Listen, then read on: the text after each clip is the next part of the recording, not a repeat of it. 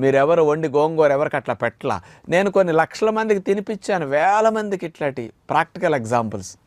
కాబట్టి ఇప్పుడు మన ఆశ్రమంలో కూడా గోంగూర మేము ఎక్కువగా వాడతామండి. వారంలో 2 రోజులు గోంగూర పచ్చడి పెడుతుంటామండి ఉప్పు లేకుండా మేము. కానీ ఉప్పు లేకుండా కూడా టేస్ట్గా ఎట్లా చేయాలో మా టెక్నిక్స్ వేరుగా ఉంటాయి కదా. నేను అట్లాంటివన్నీ వంటల్లో చూపిస్తుంటాను. యూట్యూబ్లో అలాంటి వంటలు అనేక ఉన్నాయి, మీరు చూడండి. రోజు మేము ఇక్కడ అట్లా పెడుతుంటాం. అందులో కొంచెం ఉల్లిపాయ ముక్కలు పచ్చి కట్ చేసేస్తామన్నమాట. ఆ పులుపుని న్యూట్రలైజ్ చేయడానికి పచ్చి ఉల్లిపాయ ముక్కలు తినేవారు అట్లా వేసుకుంటే చాలా ఈజీ అవుతుంది అనమాట. అందులో వేరుశనగ పొడి, నువ్వుల పొడి ఎక్కువ వేసి మేము స్పెషల్గా గోంగూర పచ్చడి చేస్తాం అనమాట.